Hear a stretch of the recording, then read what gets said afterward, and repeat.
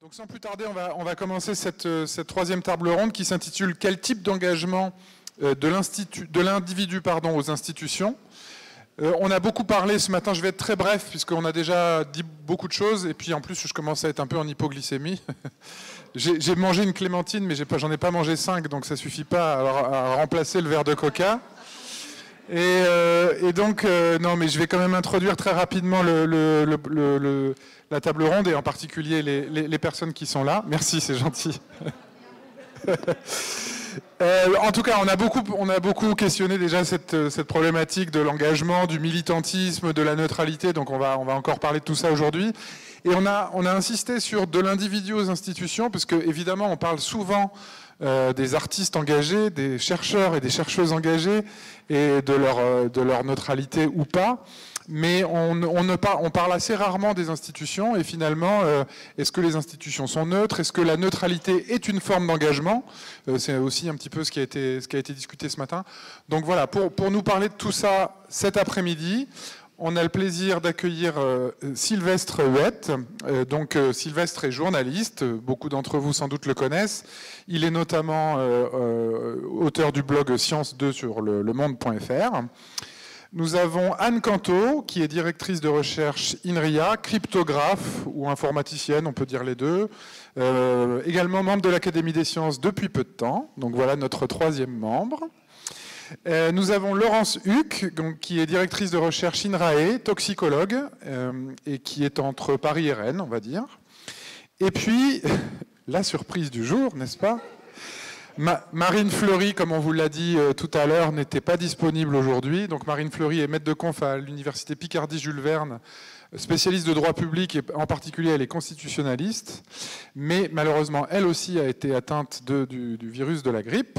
Et donc, Agnès, qui a gentiment accepté non pas de la remplacer, mais de lire un petit peu ce qu'elle avait préparé, interviendra en fin de table ronde pour incarner les propos d'une personne donc, qui est, en l'occurrence Agnès, juriste du droit de l'environnement, professeur à l'université de La Rochelle, au laboratoire Liens. Voilà, donc sans plus tarder, je propose à Sylvestre de commencer. Et puis, comme tout à l'heure... Ah oui, tu voulais dire un petit mot en introduction, excuse-moi, je te laisse la parole. Oui, t'as raison, c'est ma faute. Et donc, un petit mot d'Agnès, et ensuite on fait dans l'ordre de la table, et on terminera comme tout à l'heure par des questions. Merci. Oui, alors quel type d'engagement de l'individu aux institutions? L'idée, vous avez bien compris, hein, c'est de dérouler ce programme dans une démarche construite par le comité scientifique de ce congrès et d'aborder une question qui est, j'allais dire, ultra sensible parce qu'elle concerne chacun d'entre nous au quotidien dans ses missions. Et dans ce qui nous a été rappelé dans la table ronde 2 tout à l'heure, c'est le droit à la science. Et ça a rappelé à la fois cette responsabilité de chacun et chacune de nous, en tant que chercheurs, d'apporter ce droit à la science, ou en tout cas d'essayer d'y contribuer, chacun comme on peut, chacun avec les moyens dont on dispose, sauf qu'on a bien vu, on n'a pas tous les mêmes moyens, on n'a pas tous les mêmes trajectoires, on n'est pas des fois 500 000 à travailler sur certains domaines, et puis des fois on est beaucoup plus nombreux, et donc les conditions de la recherche ne sont pas les mêmes, les domaines de recherche ne sont pas évidemment équilibrés, mais ça devrait pouvoir évoluer pour répondre à ce droit à la science. Et ici, on va s'intéresser à vous, à nous, en tant que chercheurs, avec des distinctions dont on reparlera, parce que juridiquement, c'est quand même cadré, des différences de statut selon les organismes auxquels vous êtes rattachés et qui font que vous avez plus ou moins des droits différenciés. Et ça, bon, ce n'est pas évidemment les juristes qui le décident, c'est le droit décidé dans nos institutions. Et ici, l'idée, c'est de se dire que les scientifiques de toute discipline sont de plus en plus confrontés à des situations complexes dans leur parcours professionnel, ça a été évoqué précédemment. Ils sont confrontés, il y a des mises en cause dans des espaces médiatiques, dans des espaces institutionnels. On mobilise l'expertise. On a parlé de cette question très importante de l'indépendance de l'expertise dans les débats. Mais il y a aussi des pressions, des fois pour donner des résultats ou pour ne pas donner des résultats, alors des pressions qui peuvent s'exercer de multiples façons, en interne parfois aussi, il faut en parler dans les organismes de recherche, à l'extérieur, par exemple, face à certains espaces où on va être confronté à des personnes qui nient complètement les faits. Et donc, toutes ces situations créent forcément des changements de positionnement du chercheur ou de la chercheuse. Soit, ça peut être des positionnements de repli, comme on a parlé, soit des positions qu'on va, certains dénoncer comme de l'engagement, mais comme ça a été expliqué dans la conférence inaugurale, comme tout change, et bien effectivement, ce qui était considéré entre guillemets comme neutre devient tout d'un coup de l'engagement parce qu'on est sur un terrain qui tout d'un coup intéresse énormément, peut-être un peu trop d'ailleurs, et pas forcément pour de bonnes raisons. Et donc, il s'agit de comprendre, ou en tout cas d'essayer de donner un éclairage sur ces porteurs de connaissances, les choix qu'ils peuvent faire ou les contraintes auxquelles ils sont soumis pour soutenir cette mission démocratique essentielle qui est quand même ce droit à la science. Voilà. Et pour ça, on a un panel de choix. Merci beaucoup. Allez. Mon petit doigt m'indique que les autres personnes qui vont intervenir à cette table ronde vont surtout parler de la liberté. Et vous avez probablement tous lu l'avis du comité d'éthique du CNRS sur l'engagement des scientifiques dans l'espace public, dans le débat public, qui tourne autour de ces deux notions, liberté et responsabilité. Et donc, du coup, je vais m'occuper que de la responsabilité. Comme ça, il n'y aura pas de doublon. Responsabilité, dans le texte du COMETS, en fait, elle tourne essentiellement autour de le chercheur doit prendre soin de, je cite, situer son propos. Parle-t-il en son nom propre, au nom de sa communauté de recherche, de son organisme? Quel est son domaine de compétence? Est-il spécialiste de la question sur laquelle il prend position? Quels sont ses éventuels liens d'intérêt? Quelles valeurs sous-tendent son propos? Pour le journaliste que je étais surtout, le truc le plus important là-dedans, c'est est-il spécialiste?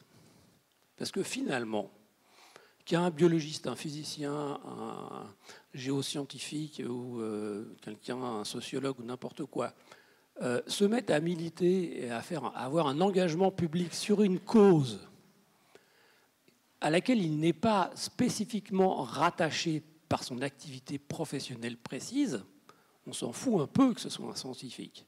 Il fait comme n'importe quel citoyen. Il a le droit de se battre pour telle ou telle cause.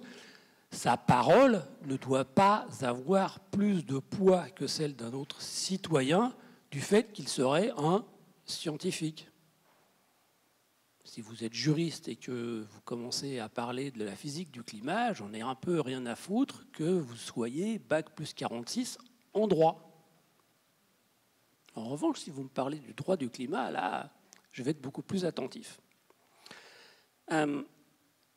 Et c'est très important parce que qu'est-ce qui fait que la parole d'un scientifique sur le sujet sur lequel il est compétent dans l'espace public doit être écoutée différemment que celle de n'importe quelle autre personne, que n'importe quel autre citoyen? C'est justement qu'il sait de quoi il cause. Et que la plupart des citoyens et des dirigeants, eux, ne savent pas. D'ailleurs, la plupart des autres scientifiques aussi ne savent pas. Et donc, c'est pour ça que cette parole est précieuse. Parce que c'est cette parole-là qui peut permettre d'espérer d'avoir un peu de démocratie sur des sujets où il y a une forte composante scientifique et technique qui n'est maîtrisée au départ d'un éventuel débat que par les spécialistes du sujet. Et donc, il y a une responsabilité qui doit absolument être assumée par les scientifiques qui s'engagent, c'est de tout de suite dire « je sais de quoi je parle » ou « j'ai envie de parler de ça parce que ça m'intéresse ». Dans le deuxième cas, vous êtes un citoyen, une citoyenne comme une autre, pas de souci. vous avez le droit, vous avez la liberté, etc., de vous battre pour ce que vous voulez. Dans le deuxième cas, vous savez de quoi je vous parlais, alors les citoyens, les dirigeants, les médias, etc., doivent porter une attention particulière à votre parole. D'autant plus que, en général, quand il y a un engagement des scientifiques dans le débat public, parfois c'est gentillet pour tout le monde, du genre un scientifique qui fait de la vulgarisation, etc. Mais souvent, quand on parle d'engagement, c'est parce qu'il y a un problème. C'est parce qu'il y a des décisions publiques à prendre qui sont difficiles à prendre, et souvent aussi parce qu'il y a des obstacles à cette prise de décision, notamment parce qu'elle heurte des intérêts économiques, financiers, politiques, idéologiques, qui sont plus ou moins bien représentés dans la société, qui peuvent être très bien représentés dans les lieux de pouvoir. Et donc, du coup, on a des scientifiques qui sont confrontés à un engagement dans le débat, dans l'information des citoyens ou des dirigeants, dans un champ de bataille, et non pas dans une conversation amicale entre citoyens et avec des élus qui écouteraient. Qu'est-ce qui se passe quand ça se passe mal? C'est-à-dire quand des scientifiques s'engagent et qu'ils n'exercent pas cette responsabilité, qu'ils ne l'assument pas. Parce que là, ça devient très compliqué. Je vais prendre un exemple que vous connaissez tous, en fait. Le duo Claude Allègre-Vincent Courtillot, c'est pas parce que Claude Allègre n'est plus de ce monde que ce qu'il a fait a disparu. Pourquoi c'est un exemple important? Pas seulement parce que les décisions que nous avons à prendre sur le changement climatique sont cruciales pour l'avenir de milliards d'êtres humains, mais aussi parce que si vous consultez l'enquête annuelle de l'ADEME sur les représentations sociales de l'effet de serre par les Français, qui est faite tous les ans depuis 2000 dans les mêmes termes, vous constaterez que le pic de climato-scepticisme observable dans cette enquête sociologique sur les Français, sur les 24 dernières années, se situe en 2010, l'année de l'apogée de la campagne climato-sceptique de Claude Allègre et de Vincent Courtillot. Elle a donc eu un effet important, mesurable par les méthodes classiques de la sociologie sur les citoyens français. Évidemment, je m'empresse de dire qu'ils n'en sont qu'en partie responsables. Si les médias qui, à l'époque, leur ont donné le moyen d'atteindre des millions de Français n'avaient pas commis cette faute professionnelle, cette complicité dans le crime, eh bien, ça n'aurait pas eu cet effet-là. Mais on n'est pas en train de parler de la responsabilité des médias, on parle de la responsabilité de Claude Allègre et de Vincent Courtillot. Mais comme ils ne l'ont pas exercé, comme ils n'ont pas averti les gens auxquels ils parlaient qu'ils ne savaient pas de quoi ils parlaient, qu'ils n'étaient pas spécialistes de climatologie, comme ils ont menti sur leur qualité de scientifiques connaisseurs, avec la complicité de médias qui les ont présentés comme des connaisseurs, alors il fallait bien que quelqu'un d'autre le fasse, avertisse, alerte les citoyens, les dirigeants, qu'ils étaient confrontés à une opération de duperie et non pas une opération de scientifiques qui s'engagent dans le débat public pour aider la société à connaître le maximum de choses sur le sujet pour prendre les bonnes décisions. Mais qui allait le faire? Qui cette alerte? Les journalistes, il y en a quelques-uns qui l'ont fait, ok, mais je vous rappelle que seuls les journalistes spécialisés en sciences, a priori, avaient la compétence professionnelle permettant de le faire, et que, on est un tout petit groupe, 10 fois moins nombreux que les journalistes spécialisés en sport, donc il ne faut pas trop rêver le résultat de notre influence. En revanche, il y a d'autres scientifiques qui auraient pu faire le travail, en prenant la parole, évidemment. Alors d'abord, et donc là c'est pas du tout spécial à ce sujet, les scientifiques concernés, c'est-à-dire les spécialistes du sujet. In fine, ils s'y sont quand même mis. Bon, faut dire que les jeunes climatologues en avaient un peu marre de se faire traiter d'escrocs et de manipulateurs à la télé aux heures de grande écoute. Valérie Masson-Delmotte a notamment été bien à l'œuvre là-dessus. Ils ont été lents et je connais beaucoup de climatologues qui ont été très mous du genou là-dessus. En tout cas, ce que ça veut dire, il y a une leçon là, c'est que quand vous avez des scientifiques qui participent à une opération du prix, la première responsabilité que doivent exercer les scientifiques spécialistes du sujet, c'est de les dénoncer. Mais il y a une deuxième catégorie de scientifiques qui doit le faire si elle veut exercer sa responsabilité sociale, ce sont les directions des institutions scientifiques concernées, parce que, par exemple, c'est un professeur d'université, donc il travaille dans une université, c'est un chercheur au CNRS, donc il travaille au CNRS, ou il est membre de l'Académie des sciences, par exemple. Ces institutions ont le devoir de prendre la parole pour dire aux citoyens, aux dirigeants politiques, bon, écoutez, là, ok, ce monsieur, c'est un scientifique, mais il parle de ce qu'il ne connaît pas. Alors, juste pour ce qu'il ne connaît pas. Je vous rappelle quand même, parce que là, il y a une petite leçon aussi pour les scientifiques. Claude Allègre n'a jamais signé un seul article dans une revue primaire, une revue scientifique sur la climatologie du XXe et XXIe siècle. Donc, la question est réglée. Vincent Courtillot a fait une excursion en climatologie. Il a publié 5 articles dans des revues primaires, dont 2 dans une revue de niveau mondial, haut du panier. Dans ces 2 articles, il fait quelque chose qui lui a valu le titre de chevalier de la Terre noire et plate. Parce qu'il fait un calcul sur l'effet comparé d'une variation de l'activité solaire et d'une variation de l'intensité de l'effet de serre dû à nos injections de gaz à effet de serre dans l'atmosphère, qui fonctionne comme si la Terre n'était pas ronde, ce qui est un peu emmerdant pour le directeur de l'Institut de physique du globe, et qu'elle n'avait pas d'albédo, c'est-à-dire qu'elle absorbait 100% de l'énergie solaire reçue.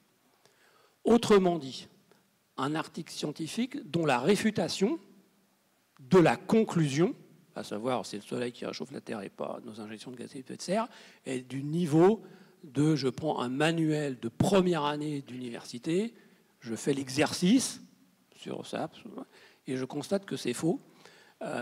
Comment ça se fait que ces papiers, que ces 2 articles n'aient pas été rétractés à la demande, par exemple, de la direction de l'INSU qui finance l'IPG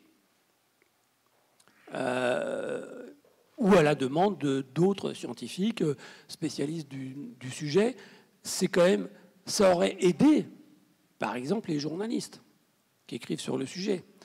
Rappelez-vous l'acharnement que Monsanto a mis pour faire rétracter les papiers de Serralini, tout pourris qu'ils étaient, sur les rats et le glyphosate.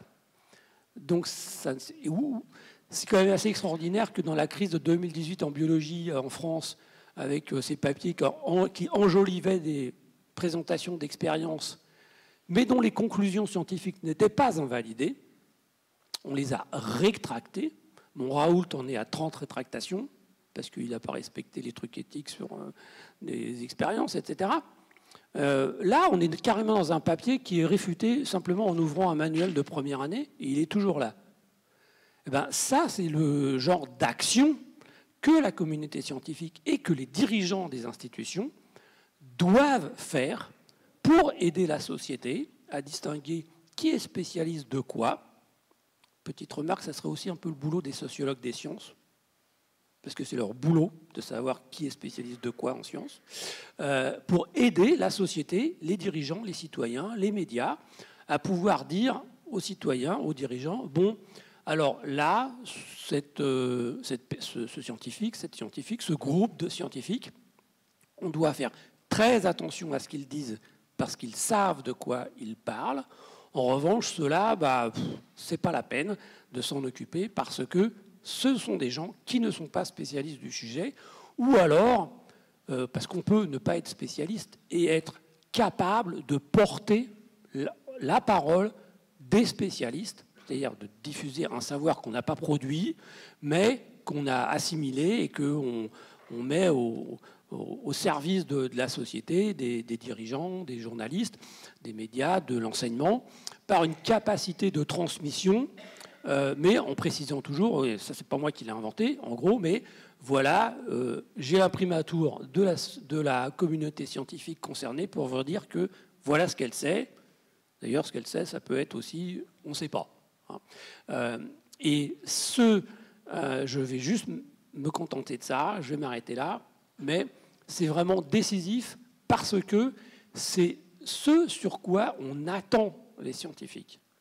C'est-à-dire d'être sur les sujets sur lesquels ils savent de quoi ils parlent, permettre à la société d'accéder à ce savoir, et comme il est très spécialisé, il est absolument indispensable, à travers cet exercice permanent, de rappeler en permanence à la société les savoirs scientifiques ont été construits grâce à cette spécialisation, et donc, si vous n'en respectez pas la règle, alors vous n'avez aucune chance d'accéder au savoir tel qu'il s'est construit dans les laboratoires. Et évidemment, plus on monte vers l'aide à la décision et plus on a à faire un travail d'expertise collective, comme par exemple celui du GIEC ou de l'INSERM qui dit que l'amiante, c'est très dangereux et en résistance, on a un ministre qui cache le rapport de l'INSERM.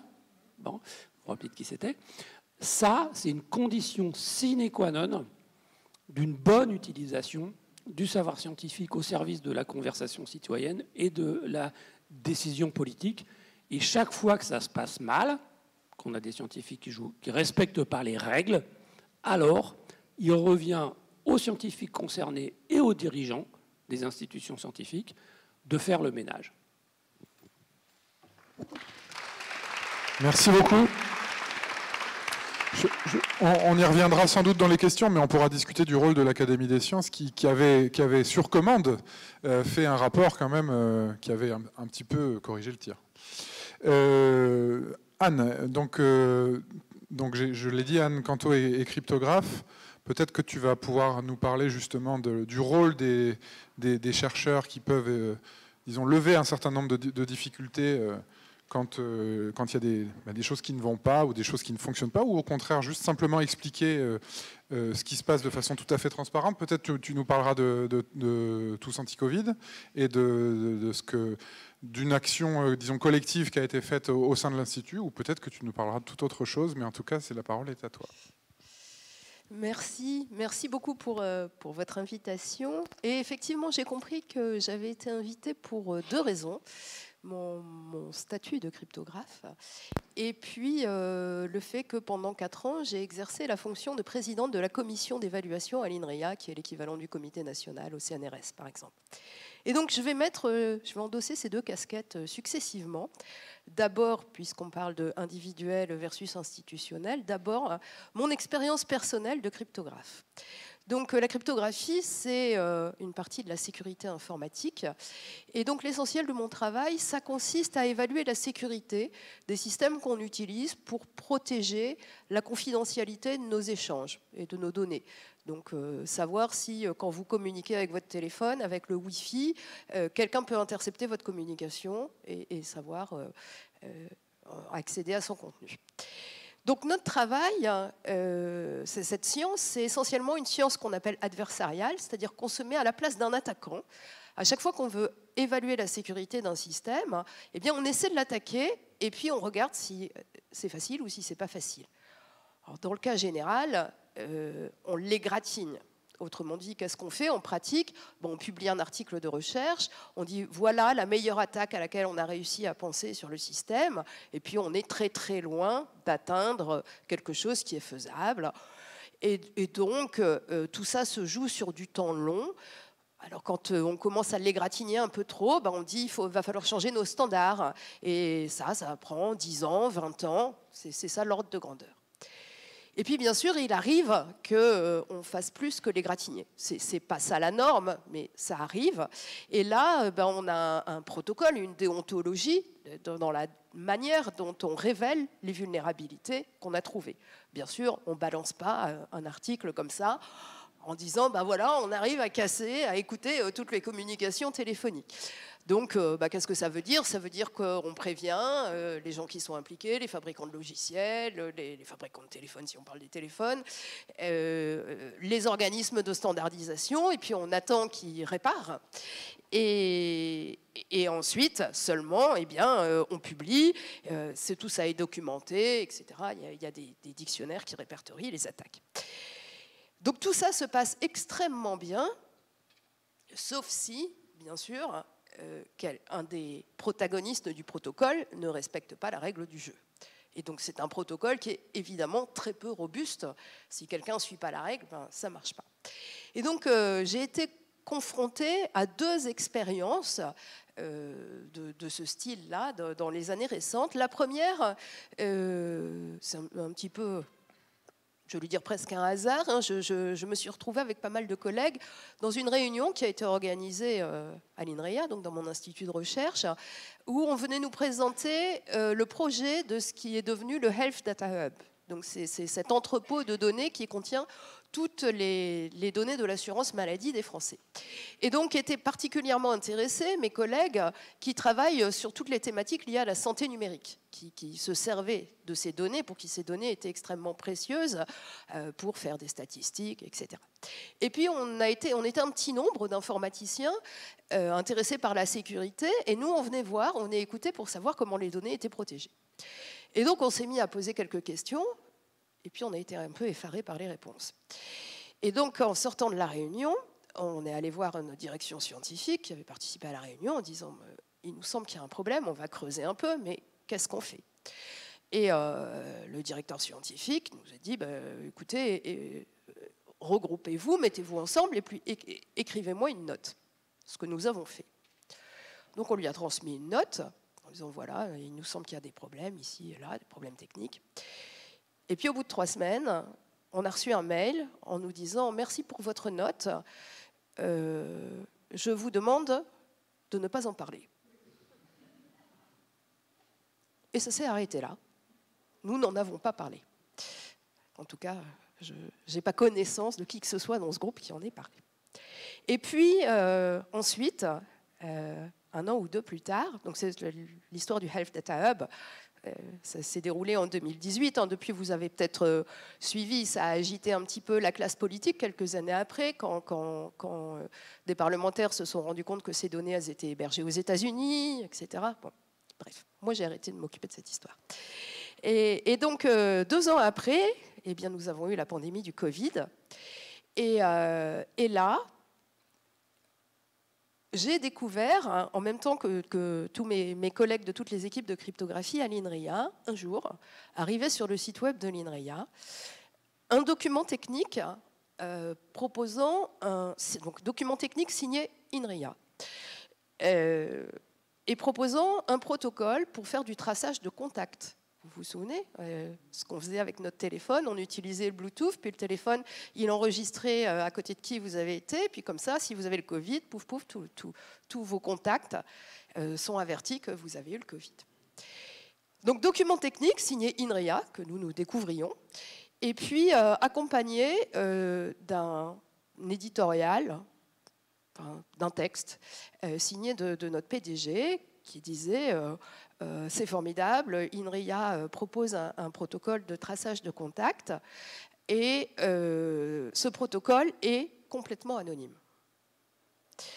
Et donc là, dans l'heure, nos boîtes mail ont débordé de tous nos collègues, d'abord français, puis européens, puis étrangers, en disant mais c'est quoi cette histoire? Qu'est-ce que vous avez fait? Mais nous, on n'a rien fait, on n'était même pas au courant. Et donc, s'est posé la question de comment on devait réagir à ça. En fait, ce qui s'est passé, on n'est pas du tout dans le cas dont parlait Sylvestre tout à l'heure, juste avant. C'était pas les collègues qui avaient fait ce protocole, ils étaient tout à fait dans leur rôle. Ce qui s'est passé, c'est plus ce que Claire Mathieu racontait ce matin. On leur a demandé de trouver une solution à un problème. Ils ont trouvé un algorithme, ils étaient tout à fait compétents. L'algorithme qu'ils ont proposé est quelque chose qui est scientifiquement qui tient tout à fait debout. Ce qu'il y a, c'est le point de vue qui était différent. C'est-à-dire qu'ils n'ont pas analysé les risques qui étaient liés à cet algorithme. Et donc, ce n'était pas leur algorithme qui était mis en cause, c'était plus la question, le problème que l'algorithme était en train de résoudre. Et donc, on a discuté entre cryptographes, également avec une collègue juriste avec qui j'avais l'habitude de travailler. Et puis, on a décidé que on devait écrire quelque chose pour éclairer un peu le débat public. De la même façon qu'on ne met pas sur le marché un médicament sans une notice qui répertorie les effets secondaires, on ne pouvait pas laisser utiliser un algorithme comme ça en disant c'est complètement anonyme. Et donc on a écrit à une quinzaine un article de médiation scientifique qui s'appelle « Le traçage anonyme, dangereux oxymore » et qui donnait des petits scénarios un peu rigolos pour montrer toutes les failles de sécurité qu'il y avait. Et c'est vraiment des failles de sécurité dans le sens où c'est ce que quelqu'un de mal intentionné peut faire. Et voilà. Et puis cet article, il a eu un certain retentissement. Et là, ça s'est très mal passé. Donc, assez vite, il y a un des auteurs qui s'est retiré du papier en disant « Non, moi, je ne peux pas laisser mon nom là-dessus ». On a des collègues qui avaient mis sur les réseaux sociaux des liens vers notre papier en disant « Ah, c'est chouette qu'il y ait des collègues qui puissent faire de la médiation scientifique comme ça ». Puis, on leur a demandé assez vite de retirer leurs tweets. Et donc, nous, on nous a dit tout cela aura des conséquences. On nous a expliqué qu'on était déloyaux vis-à-vis de l'Institut, qu'on propageait des fake news, etc. etc. J'insiste, hein, cet article-là, il se terminait en disant, voilà, nous, on vous explique ce que sont les risques, maintenant c'est aux politiques d'arbitrer. Les bénéfices, nous, on ne fait pas de l'épidémiologie, on n'est pas médecin, on ne sait pas. On vous met les risques, il y a une balance. Et à l'époque, hein, on ne savait pas quel était le mode de transmission, donc ce n'était pas du tout insensé, hein, ce protocole. Mais ça ne nous semblait pas possible qu'on ne parle pas des risques. Donc ça a été quelque chose qui a été très difficile à vivre. Et on parlait ce matin, on posait la question des contradictions et des tensions qu'il pouvait y avoir à l'intérieur d'une équipe de recherche. Nous, ce n'était pas à l'intérieur d'une équipe de recherche, mais ça a été à l'intérieur de l'Institut. Entre équipes, c'était des tensions qui en fait n'étaient que le reflet de tensions, je dirais, entre disciplines, parce qu'on n'avait pas les mêmes points de vue sur la façon d'aborder le problème. Et puis, c'était des tensions aussi qui reflétaient des différences de conception de cette action, je dirais, de médiation qu'on avait eue, entre des gens qui disaient les controverses scientifiques ne sont pas bonnes à voir, il faut être simple, et nous qui disions mais non, on ne peut pas ne pas parler des risques. Donc ça rejoint toute la question qu'a soulevée Valérie tout à l'heure. C'est assez compliqué à manier. Voilà. Donc ça c'est un peu mon expérience. Depuis, j'avoue que je n'ai pas renouvelé. Ça a été un peu difficile parce qu'il y avait des jeunes qui avaient travaillé avec nous, des docteurs, des post-docs. Moi, assez vite, j'ai eu des remords en me disant jamais j'aurais dû embarquer des jeunes dans des choses comme ça. Bon. Qu'est-ce qu'on fait maintenant dans la communauté? Finalement, suite à ces expériences malheureuses, la façon de réagir, c'est de signer des pétitions. C'est d'écrire des pétitions et de signer. Moi, je ne trouve pas ça très efficace. Oui. Et puis, le message n'est pas du tout le même. Pour finir, je vous avais dit qu'à un moment, j'allais prendre ma deuxième casquette, qui est une casquette plus institutionnelle, pour répondre à cette question engagement individuel, engagement institutionnel. Alors, ma première réponse, c'est que cet engagement, pour moi, il doit nécessairement être un engagement collégial. Ça, c'est d'abord parce que c'est indispensable du point de vue de la démarche scientifique. Ce matin, je crois que c'est Michael Zemmour qui parlait de structurer les controverses. S'il y a des controverses sur le sujet, ben, il est indispensable de les mentionner. Et puis, la deuxième raison pour laquelle ça doit être collégial, c'est qu'un engagement individuel, en tout cas, moi, je sais ce que j'ai vécu, il est suicidaire, à mon avis. C'est très compliqué. Alors, qu'est-ce que ça veut dire? Qui est-ce qui organise cette collégialité? pour moi, cet engagement, cette expression, eh bien, elle est d'autant plus visible qu'elle est portée par un acteur reconnu. Et bien sûr, il faut qu'il y ait un garant scientifique. On ne peut pas s'exprimer comme ça. Donc, qui est-ce qui sert de garant scientifique? Quand on publie dans une revue, ben oui, la revue sert de garant scientifique. Et comment on fait? Et là, avec ma casquette d'ancienne présidente de la commission d'évaluation à l'INRIA, moi j'ai toujours pensé que c'était le rôle de nos organismes de faire ça. Mais ça ne peut être leur rôle que s'ils ont une possibilité d'indépendance réelle. Et donc, au CNRS, il y a une mission pour l'expertise scientifique. Je ne suis pas au CNRS, donc je ne sais pas exactement comment elle fonctionne. Je ne suis pas sûre qu'elle puisse s'auto-saisir. Mais normalement, au CNRS, il y a toutes les instances, un conseil scientifique, un comité national, qui doit être capable de valider les sujets s'il y a une auto-saisine de la mission d'expertise, et puis de valider les rapports. À l'INRIA, c'est beaucoup plus compliqué. À l'INRIA, moi j'étais présidente de la commission d'évaluation qui pourrait jouer ce rôle-là, mais j'étais une présidente nommée par un PDG lui-même nommé par le gouvernement. On voit bien que ça ne peut pas marcher.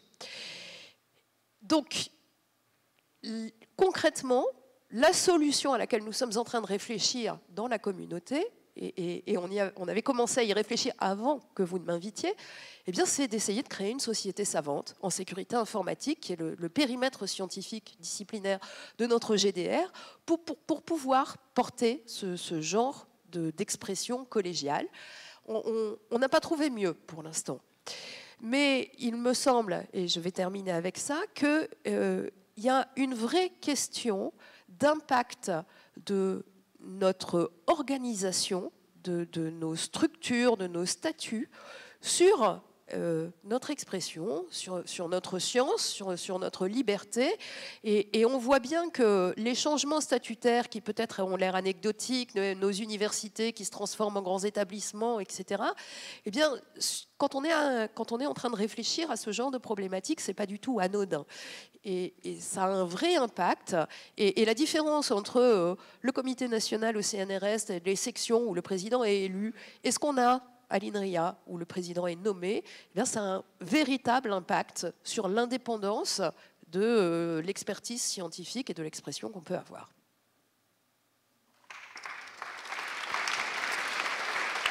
Merci beaucoup. Sylvestre a évoqué tout à l'heure les études du professeur Serralini, et donc on va basculer sur la toxicologie. Et donc Laurence, je te laisse la parole. Merci beaucoup pour l'invitation et puis pour cette table ronde très intéressante. Alors oui, je suis toxicologue, moi j'étudie la toxicité des substances chimiques et j'essaie de savoir comment des substances chimiques peuvent être cancérigènes. Alors je vais commencer, je vais dévoiler ma propre identité, vous jugerez si c'est du militantisme ou de l'engagement, mais je suis contre le cancer. Voilà. Et bon. Non. Voilà. Et donc, partant de là, j'essaie de composer avec ce militantisme très fort dans mes recherches. Je voulais juste aussi indiquer que je parlais en tant que femme adhérente de Femmes et Sciences et je participe aussi à l'atelier d'écologie politique de Toulouse, la Técopole. Donc, j'essaie un peu de questionner la façon dont je conduis mes recherches et mes travaux. Donc le cancer, je vais en parler beaucoup sur plusieurs prismes. Et tout d'abord, pour rappeler que jusqu'aux années 70, le cancer, il y avait un consensus très fort pour déclarer que c'était une maladie environnementale qui s'attrapait, qui était multifactorielle. Et elle s'attrape comment? Par une série de stress chimiques, physiques, biologiques, sociales. Et tout ça, en fait, fait que c'est pas très simple de trouver les causes des cancers, quand on peut trouver des causes des maladies infectieuses, par exemple, où un virus donne une maladie. Donc tout ça était quand même assez bien décrit. C'est l'une des maladies les mieux décrites, en tout cas en biologie. Et depuis les années 80, on va dire la fin des années 80, cette maladie n'est plus trop considérée comme une maladie liée à l'environnement, mais plutôt une maladie considérée comme étant liée au hasard. Et tout ça, ça a été très bien décrit par les travaux de Robert Proctor ou de David Michaels qui ont montré comment, avec la conduite des recherches en génétique notamment, et puis l'influence de nombreux lobbies, lobby de l'amiante, lobby du tabac, eh ben on a pointé plutôt des causes leurres en fait, qui a en tout cas empêché de questionner nos choix sociétaux, nos choix de développer l'industrie chimique, de désutiliser les employés, qui fait que on est devenu une maladie qui est liée au hasard. Donc je vais pas développer là-dessus, mais je travaille sur ça. Et finalement, ce mot hasard, eh ben, ça dessert énormément la défense de la santé publique, puisqu'on ne prend pas bien en compte donc, les demandes. Et finalement, quand on est toxicologue, en fait, l'idée, c'est de conduire des expérimentations en laboratoire pour prédire les effets de substances qui peuvent être cancérigènes. Donc ce travail, c'est en amont. Et forcément, ça produit ce qu'on appelle des savoirs anxiogènes. Donc tous ces savoirs, on dit « Oh là là, elle a encore trouvé une substance cancérigène, on est exposé à ça, qu'est-ce qu'on peut faire ?» Donc moi, j'ai débuté ma carrière en travaillant sur les hydrocarbures et sur la dioxine. Et j'ai acquis un certain nombre d'expertise sur ça. Et finalement, quelques années après, 15 ans à peu près, j'ai commencé à m'intéresser à la cancérogénicité des pesticides. Donc ces produits qu'on utilise en chimie, en agriculture, donc développés par l'agrochimie, pour maîtriser les phytopathogènes. Et à partir de là, en fait, on m'a dit, mais de toute façon, tous les chercheurs qui bossent sur les pesticides, c'est des chercheurs militants. Et en fait, les pesticides, c'est très bien régulé, puisque, comme vous devez le savoir, actuellement, depuis le début des années 70, en fait, il y a des agences réglementaires qui examinent des dossiers qui sont censés produire des preuves comme quoi ces pesticides ne vont pas avoir des conséquences sur la santé humaine ou la santé des écosystèmes. Donc ces substances-là sont très bien régulées, donc il n'y a pas de problème. Donc pourquoi t'y intéresser? Et finalement, moi je suis arrivée là-dedans assez naïvement, dans le sens où je dis, écoutez, moi ça, je travaillais sur les hydrocarbures, on va juste voir si en faisant les mêmes manips que je faisais avant d'hydrocarbures dioxine, je trouve des effets à peu près, ou pas, hein, et puis si c'est négatif, enfin une bonne nouvelle en toxico. Un résultat négatif, c'est difficilement publiable, mais après tout, des fois, j'aimerais bien ne pas trouver que des résultats positifs sur des substances. Donc, je me suis dit, allez, on va essayer ça. Et puis, malheureusement, voilà. J'ai toujours pas eu de résultats négatifs avec ces substances-là. Et en particulier des nouvelles substances, alors je ne vais pas rentrer dans les détails, mais des nouveaux pesticides qui bloquent la respiration cellulaire, donc qui s'appellent les SDHI, je ne vais pas aller plus loin là-dessus, et qui en fait sont des substances qui, en bloquant la respiration cellulaire, induisent des mécanismes très particuliers de cancérisation. Et ça a été décrit, cette enzyme-là, qui est responsable de la respiration cellulaire, est très bien connue depuis les années 90. Et on sait que quand elle dysfonctionne chez l'humain, en fait, ça fait des maladies très graves, donc des maladies neurologiques, des neuropathies, des maladies infantiles et aussi des cancers. Donc ça, c'est dans les années 90. Et donc, quand on est tombé sur ces substances pesticides, on se dit, mais c'est un peu dangereux de bloquer dans la nature comme ça cette enzyme qui certes tue des champignons pathogènes, si ça peut avoir des effets prédictibles comme ça chez l'humain. Et donc, on s'est dit, on va quand même demander à l'ANSES, voir s'ils ont bien vérifié par rapport aux connaissances scientifiques humaines, s'il n'y avait pas des effets avec ces substances chimiques. Et en fait, on a été assez mal reçus. Et puis, il y avait le côté, on me dit, mais qui c'est ces scientifiques qui vont voir une agence réglementaire? Puis nous, on s'est dit, vu que c'est réglementé, c'est quand même réglementé sur des bases scientifiques, donc on va pouvoir se comprendre. Et en fait, le dialogue n'a pas été comme ça. Donc ce côté-là, finalement, déjà de se dire, on va interpeller l'ANSES, pour moi, j'ai vraiment pris comme une sens de responsabilité, puisque j'avais bossé sur cette enzyme en post-doctorat à l'Imperial College. Je me dis, j'ai quand même des combats. Et en fait, finalement, on nous a reproché d'être allé directement voir l'ANSES. On a été donc un petit groupe, on était une dizaine de scientifiques, et on était INRAE, CNRS, INSERM, université. Donc, et là, en fait, quand on a sollicité nos tutelles, finalement, on nous dit, c'est vous les spécialistes, allez-y. Nous, voilà. Donc on y est allé, et en fait, il ne se passait pas grand-chose avec l'ANSES, et ce qui a permis de déclencher la chose, c'est qu'on a écrit une tribune dans Libération. Et c'est là où l'ANSES s'est senti obligé de bien nous recevoir et de nous entendre et de s'autosaisir du sujet. Donc déjà, vous voyez, dans la démarche de cette expérience-là, en fait, nous, ce qu'on voulait, c'est que vérifier comment ça avait été fait, et si ça n'avait pas été bien vérifié, toutes ces données humaines, eh ben, demander la mise en place du principe de précaution. C'était un truc tout simple. Moi, je vous dis, moi, j'aime pas les cancers. Si on met des substances cancérigènes, ben, j'aimerais bien qu'on évite de s'en servir si ça peut induire des cancers. C'est ça mon principe basique. Bon. Donc, je vais vous passer les détails parce que c'est toujours encore une saga. Mais en tout cas, la réponse qu'on a eue sur l'ANSES, d'une part, pour vous dire, donc on a été obligé de saisir la presse, que les institutions nous ont un peu laissé y aller tout seuls. Après, ça n'a pas trop plu. Mais en réponse aussi à ça, en tout cas, j'ai essayé d'agréger autour de moi des scientifiques, un collectif de scientifiques de différents laboratoires, donc un réseau qu'on a appelé Olimitox, pour approche intégrée, holistique de la mythotoxicité. Je vous en parle des détails, mais en tout cas, de prendre en interdisciplinarité un collectif de scientifiques qui évalue en fait la toxicité de ces substances, l'usage, les enjeux économiques, les enjeux agronomiques et aussi la façon dont ils étaient réglementés. Donc tout ça, c'est une recherche qui est encore en cours, hein, sur produire des connaissances qui vont être utiles à l'expertise et à la décision publique. Donc ça a été une réponse, si vous voulez, à toute cette alerte où on s'est senti un peu seul, et notamment quand on est juste toxicologue et qu'on n'a que des mauvaises nouvelles. Finalement, se retrouver en ayant connaissance d'un contexte socio-économique, scientifique et puis réglementaire, c'était en tout cas une meilleure garantie. Et pour l'instant, je ne sais pas si on peut mesurer les réussites de ça, enfin, en tout cas, c'est ce que j'ai tenté.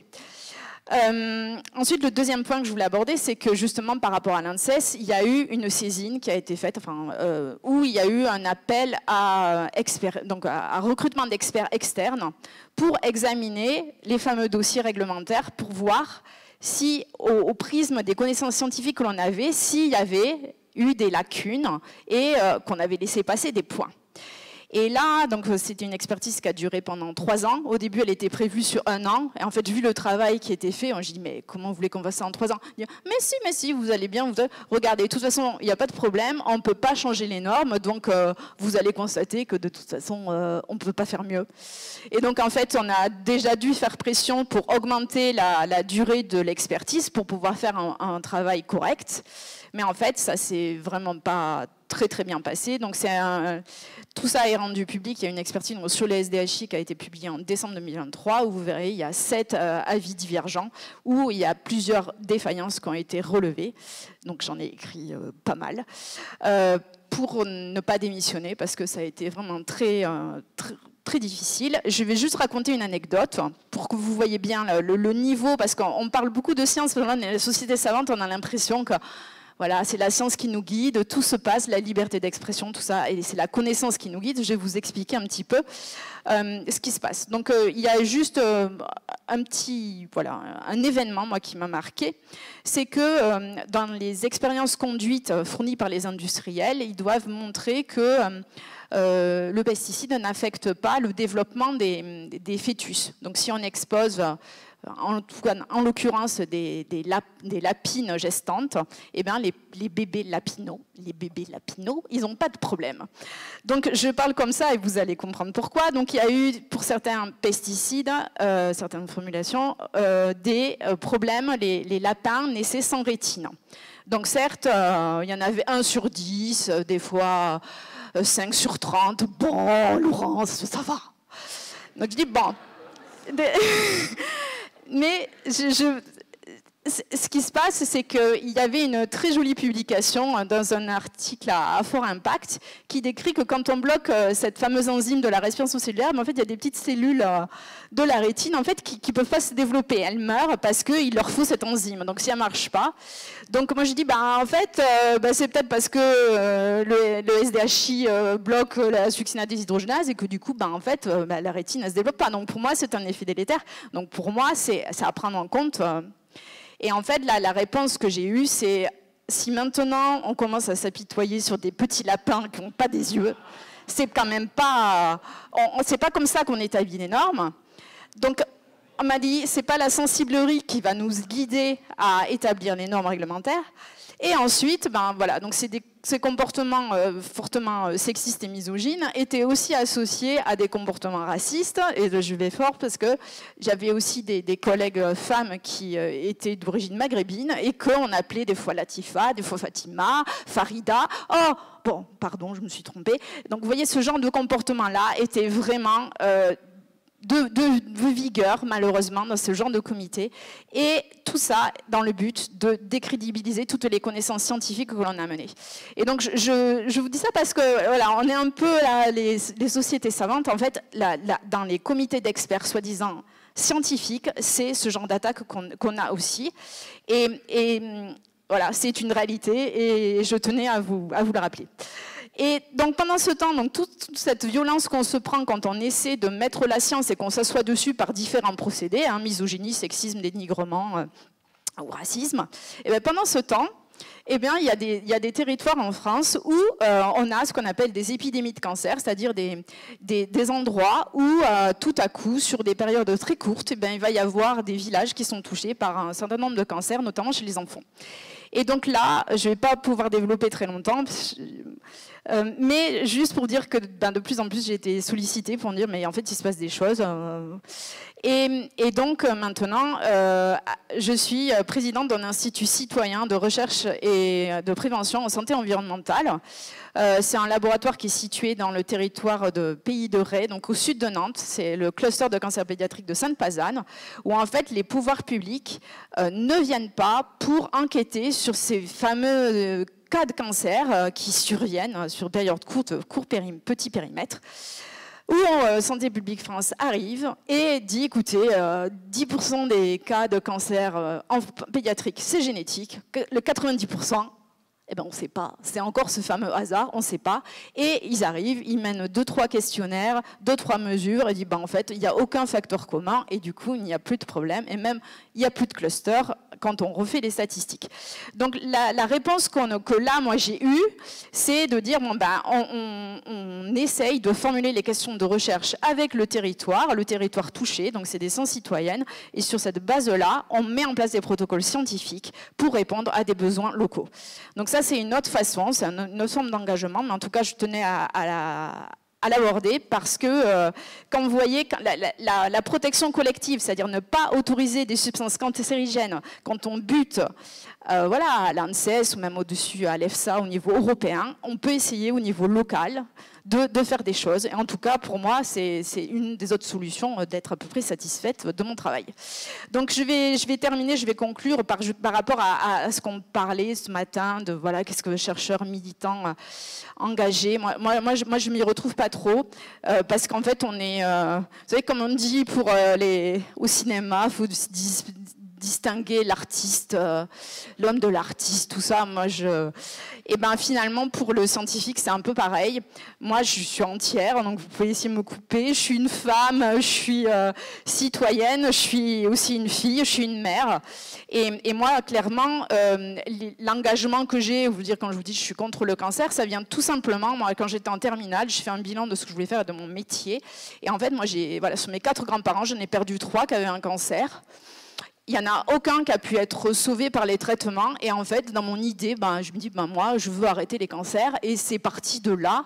Et c'est pas du militantisme, c'est une passion. Et en fait, j'ai fait des études voilà, étant guidée par ça, étant animée par des sentiments, des émotions, tout ce que vous voulez. Mais en fait, voilà. Donc après, oui, on peut dire, oui, elle est contre les substances cancérigènes. Bah ouais. Voilà, donc après, il y a énormément d'attaques sur ça. Et après, finalement, quand on dit oui, moi je sais, il y a pas mal de critiques, y compris des collègues, de cette forme d'engagement. Enfin, moi, je pense que je fais juste mon travail. Et ce serait bien que quand on fait juste son travail, on ne regarde pas que les scientifiques engagés, mais que la majorité soit un peu plus, moins inerte et moins lâche, si je puis dire, par ce refus de responsabilité par rapport à la mission que l'on a de service public.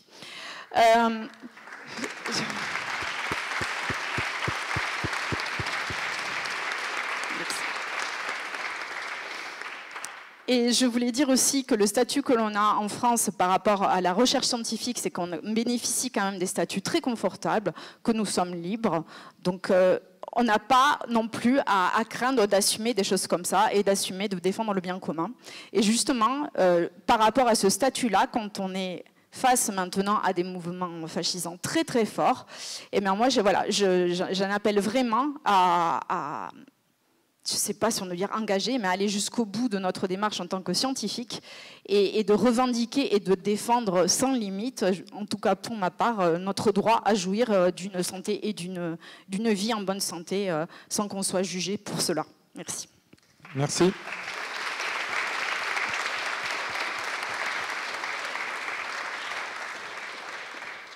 Eh bien, puisqu'on parle de droit... Ah oui, on rappelle, donc. Donc, encore une fois, je vous rappelle que Marine Fleury, donc, qui est constitutionnaliste, devait intervenir à la fin de cette table ronde, et donc Agnès a gentiment accepté de prendre sa voix et de nous rapporter un petit peu ce que Marine pense de tout ça. Voilà. Oui, alors merci, parce que alors, la transition a été magnifiquement faite par Laurence. Et je me permets un lien avec ce qui a été dit par Sylvestre aussi, parce qu'il apparaît vraiment de manière, en tout cas très claire à mon niveau, que les liens entre les médias, donc la société, hein, les médias, la presse s'adresse au grand public, comme on dit, donc aussi à tous les citoyens, que la presse recherche cette vérité, bon, il y a sûrement des variantes, hein, il y a différentes qualités de presse, on le sait. Et donc, ce lien entre les médias et les scientifiques est extrêmement important, que si chacun tient son rôle, la démocratie se portera mieux. Et il a été aussi rappelé un troisième élément important, c'est le rôle des institutions auxquelles ces chercheurs appartiennent. Et ces chercheuses appartiennent. Donc, il faut bien mettre que dans une démocratie, chaque maillon a un rôle à jouer. La bonne presse a un rôle à jouer, interroger, rechercher aussi l'information, là où elle se trouve. Le scientifique, faire le mieux possible en respectant les méthodes, etc., son travail. Et ensuite, la diffusion scientifique, elle doit être aussi portée par les institutions qui doivent protéger les chercheuses et les chercheurs pour donner ce droit à la science qui est la base de la démocratie.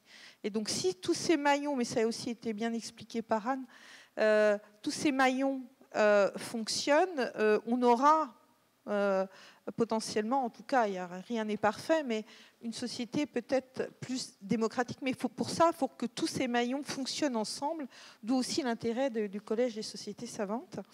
Et que le pouvoir de la connaissance est très fort, et que d'autres, peut-être, pouvoirs qui ne sont pas centrés sur la science, mais des intérêts plus, on va dire, personnels et économiques, eux disposent de pouvoirs financiers monstrueux pour influencer certaines décisions et qu'elles ne soient peut-être pas prises dans l'intérêt général, ce qui peut remettre en question la démocratie. Et ça n'a pas été un petit peu abordé par Valérie dans tous nos échanges. Mais ce qui me frappe beaucoup moins pour travailler sur la démocratie environnementale, c'est que les scientifiques ils essayent, et ça fait partie de leur mission, diffuser les connaissances. Donc ils parlent à visage découvert, par définition. D'accord ? Ils publient. Donc tout ce qu'ils font est transparent. Mais est-ce qu'en face, tout est transparent de la même façon ? Dans les instances et dans les pressions qui s'exercent. Et là, il y a quand même des différences dans les rapports de pouvoir, moi, qui me frappent beaucoup. Alors, je reviens maintenant à la communication de Marine, qui s'intitule les libertés académiques, que je vais transcrire. Je vais être obligée de synthétiser un petit peu, je m'en excuse, mais je vais quand même reprendre ses propos. Et par moments, vous allez voir, elle cite les textes. Et il me semblait très important que ce soit une enseignante-chercheur en droit constitutionnel qui s'exprime, puisqu'on a une hiérarchie des normes et que la Constitution, c'est la norme supérieure.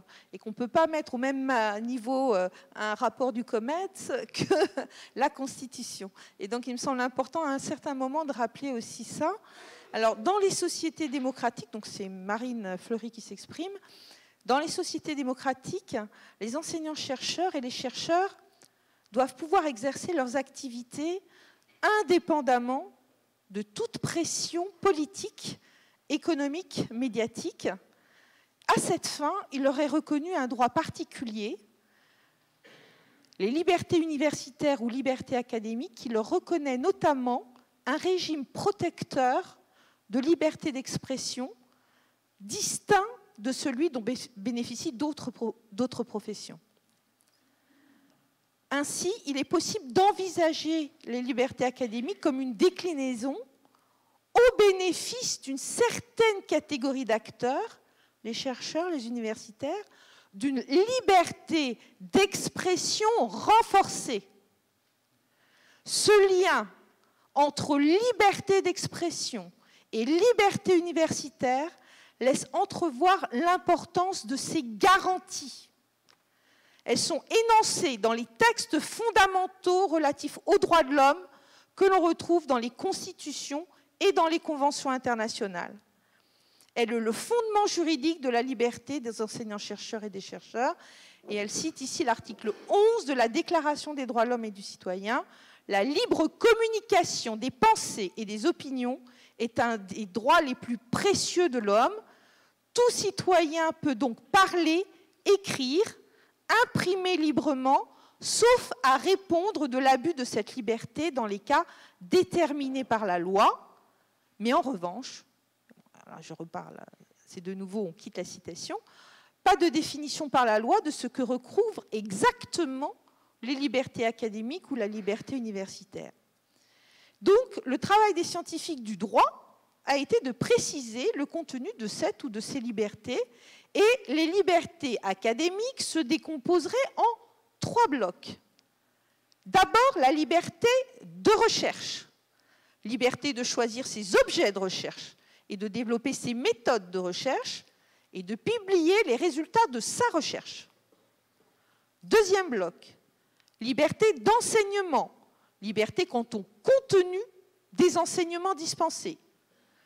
Troisième bloc, liberté d'expression, faculté de rendre publiques ses opinions sur les conditions de fonctionnement de l'établissement de recherche et les règles qui lui sont applicables. Cela recoupe des propositions de l'UNESCO, mais qui n'ont pas valeur juridique contraignante, je précise ici, contrairement au texte constitutionnel. La liberté d'enseignement et de discussion, en dehors de toute contrainte doctrinale, la liberté d'effectuer des recherches et d'en diffuser et publier les résultats, le droit d'exprimer librement ses opinions sur l'établissement ou le système au sein duquel il travaille. Ces libertés ont donc un objet très spécifique, permettre aux enseignants-chercheurs et aux chercheurs d'accomplir leur profession. Ce lien consubstantiel entre ces libertés et l'exercice de la profession a d'ailleurs été reconnu par le Conseil constitutionnel, juge chargé de vérifier que les lois respectent la Constitution, dans une très fameuse décision du 20 janvier 1984. Citation du Conseil constitutionnel. Par leur nature même, les fonctions d'enseignement et de recherche non seulement permettent, mais demandent, dans l'intérêt même du service, que la liberté d'expression et l'indépendance des personnels soient garanties par les dispositions qui leur sont applicables. Puis, je quitte la citation, puis étendues à l'ensemble des personnels de la recherche de manière implicite, dans son sens général, voire d'autres décisions du juge constitutionnel du 29 juillet 2004, loi relative à la bioéthique. En France, ces libertés présentent des spécificités en raison du mode d'organisation de la recherche. Ces libertés sont étroitement associées à la recherche publique, d'une part, et d'autre part, au principe de l'indépendance des enseignants-chercheurs. Donc, premier point, la recherche publique, d'abord, différentes expressions de la liberté académique. La recherche est publique. Les agents qui sont recrutés pour faire de la recherche sont des agents publics. À ce titre, ils pourraient être, attention, ils pourraient être pensés des agents au service de l'État, qu'ils ont des devoirs et obligations, par exemple de loyauté, vous voyez ce que je veux dire? Or, ces règles ont pour effet de restreindre leur liberté, et en particulier leur liberté d'expression. Parmi ces contraintes, on peut citer de façon non exhaustive les devoirs de neutralité. Le principe de neutralité interdit à l'agent de manifester ses opinions religieuses, politiques, philosophiques. De réserve, faire preuve de modération lorsque l'on tient publiquement des propos en dehors de ses fonctions. De loyauté, interdit notamment de jeter le discrédit sur les institutions républicaines. Mais non, car le décret relatif aux enseignants-chercheurs et désormais le Code de l'éducation prévoit expressément ces libertés renforcées pour les chercheurs et les enseignants-chercheurs. Les établissements publics à caractère scientifique, culturel et professionnel ou université ne sont soumis au statut général que sous réserve des dispositions spéciales du Code de l'éducation qui prévoit l'autonomie des établissements et les libertés académiques. On renvoie à l'article L. 952-2 du Code de l'éducation, modifié par la loi du 20 décembre 2020. Les enseignants-chercheurs, les enseignants et les chercheurs jouissent d'une pleine indépendance et d'une entière liberté d'expression dans l'exercice de leurs fonctions d'enseignement et de leurs activités de recherche, conformément aux traditions universitaires et aux dispositions du présent Code.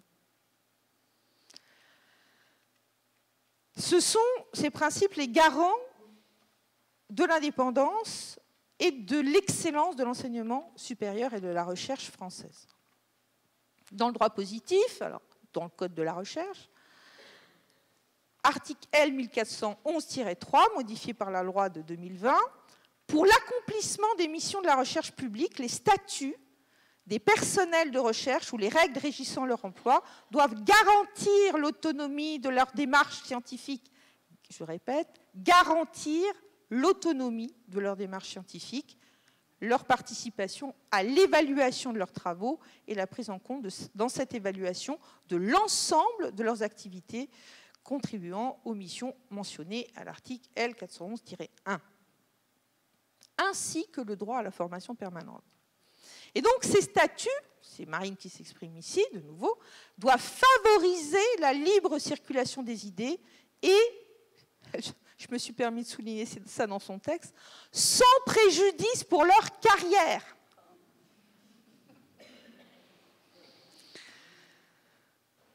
De mon point de vue, donc c'est le point de vue de Marine, il est possible d'interpréter cette obligation d'assurer la conformité des statuts à l'autonomie de la démarche scientifique à la nécessité de bénéficier de la liberté de la recherche à minima et de la liberté d'expression à maxima.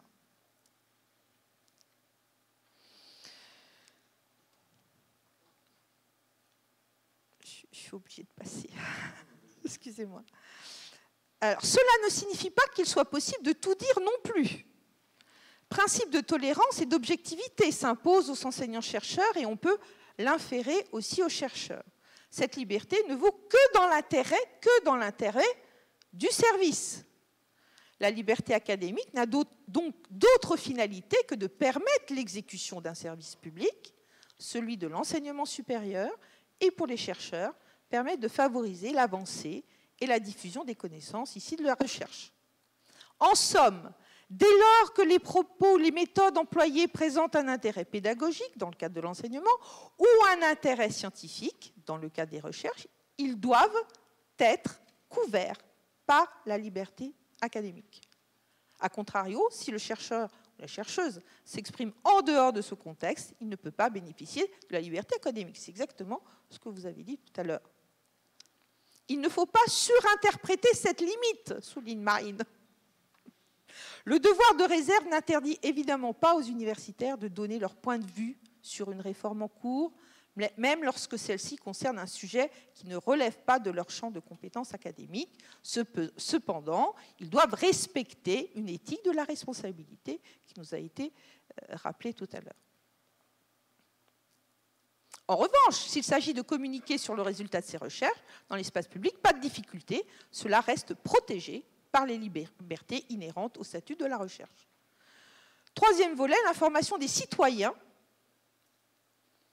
Dans le cadre de la politique nationale de sciences ouvertes et la diffusion de la culture scientifique, notamment parmi les jeunes, et d'ailleurs la possibilité de lancer l'alerte pour les agents publics et privés.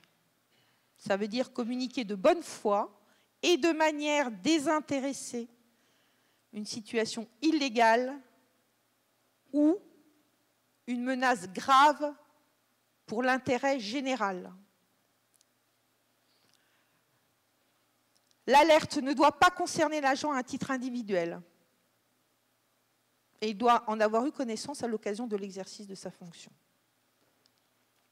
L'alerte ne peut être rendue publique qu'en cas de danger grave et imminent ou si sa transmission à une autorité externe fait encourir un risque de représailles ou ne permet pas de remédier efficacement à la situation. Je termine par l'indépendance pour respecter le temps. La question de l'indépendance. En droit français, la liberté des enseignants-chercheurs et chercheurs est très liée à un principe d'indépendance qui suppose de protéger l'exercice des libertés, des pressions exercées tant par le pouvoir politique que les pouvoirs économiques. Cette indépendance s'exerce à l'échelle de l'individu, mais aussi dans une dimension collective. À l'échelle de l'individu, elle concerne tant les conditions d'entrée, de promotion des enseignants-chercheurs et chercheuses, mais elle concerne également la liberté qui lui est donnée dans le choix de ses objets de recherche, des choses peut-être à rappeler dans vos instituts, et recoupe de ce point de vue la liberté académique. Évidemment, la situation des chercheurs des EPIC, les établissements publics, est moins favorable parce qu'elles échappent aux règles de concours et d'avancement des agents publics. Et elles sont soumises aux règles des salariés de droit privé.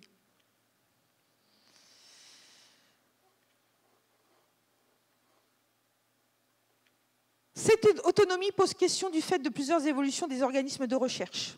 Premièrement, participation directe ou indirecte du pouvoir politique à la désignation des membres du personnel de direction des établissements publics. Deuxièmement, diminution des dotations générales et recours à des financements fléchés sur des orientations de recherche définies par l'État. Troisièmement, recentralisation du pouvoir de décision entre les mains du président ou président-directeur général, sans réel contre-pouvoir au sein de l'établissement. Quatrièmement, tutelle exercée par le ministère ou le rectorat. Ces logiques institutionnelles apparaissent peu favorables à la protection de l'indépendance de la recherche et invitent à réfléchir à des moyens de prémunir la recherche des immixtions du pouvoir politique. Voilà, merci Marine. Merci Marine et merci Agnès. Bien, on va pouvoir passer aux questions. Pour commencer, on a discuté un petit peu en préparant cette table ronde. Agnès et Marine étaient complètement effarées de voir à quel point on ne connaissait pas le droit, et en particulier la hiérarchie des normes qu'elle a rappelée en début d'intervention. J'ai une question à tout le monde, finalement, à la juriste, mais aussi aux enseignants-chercheurs et aux chercheurs, à la fois dans la salle et autour de cette table. Qu'en est-il de ces connaissances dans nos institutions? Est-ce que nos services RH peuvent nous appuyer sur ces aspects-là? Est-ce qu'ils y sont formés? Est-ce que quand un nouveau recruté, je vois des jeunes qui sont là dans la salle aujourd'hui, arrive dans l'Institut, est-ce qu'il est informé de cette protection que le droit exerce sur nous, etc. Voilà. Est-ce que vous avez un retour là-dessus, sur ce point-là? Moi, je peux juste répondre sur ce qui se passe dans mon centre INRIA, qui est que les jeunes recrutés ont une formation, donc les jeunes chargés de recherche, qui s'appelle fonctionnaire CASACO, où on leur apprend le devoir de neutralité, le devoir de réserve. Et quand ils parlent de liberté académique, on leur dit non, ça concerne les enseignants-chercheurs et pas les chercheurs.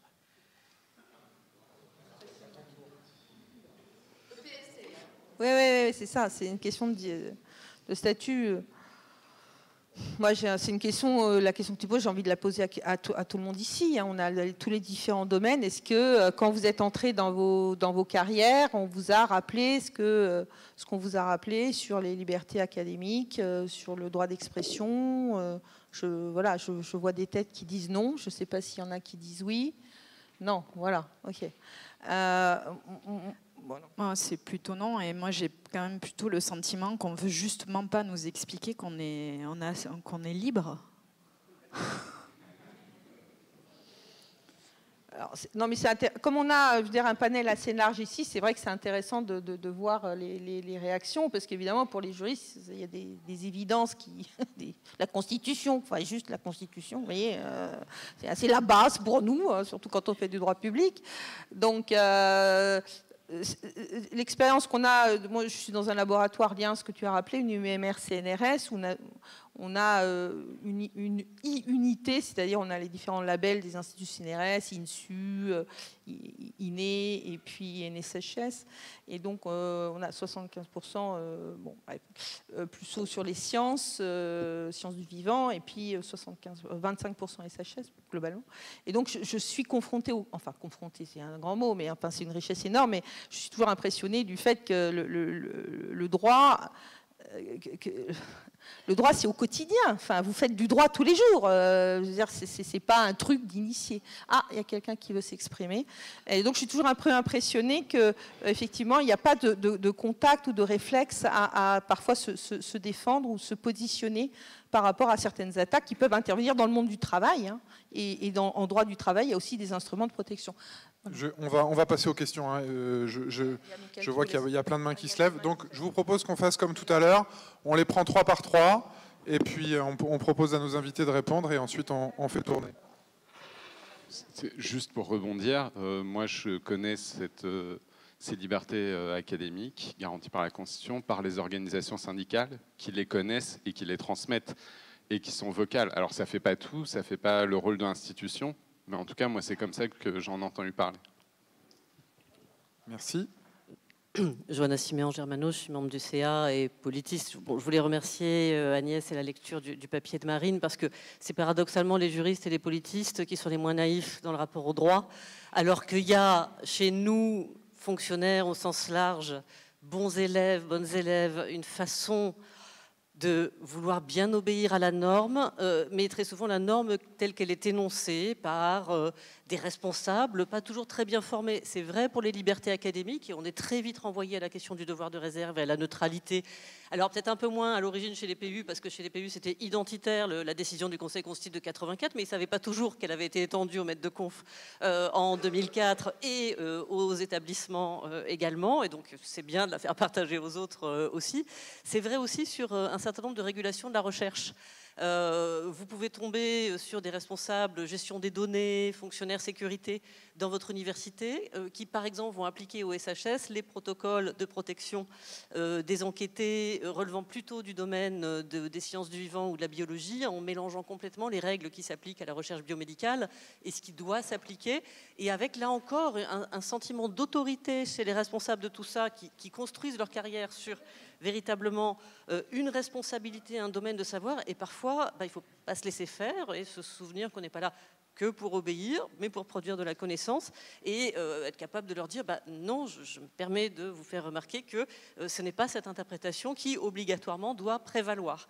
Et évidemment, quand on doit signer en catastrophe parfois des chartes des thèses qui imposent des choses problématiques aux doctorants, doctorantes, il faut effectivement en permanence rajouter parfois des grains de sable plutôt qu'obéir un peu vite en pensant que le droit c'est univoque, ça a une seule lecture, et que cette lecture c'est l'interprétation de la personne dans un bureau chargé de telle ou telle question. Donc merci. Merci beaucoup. Et une troisième intervention. Donc, concernant le droit, la liberté liée à l'indépendance, en fait, je travaille au CNRS. J'anime un conseil scientifique, le conseil scientifique de la biologie.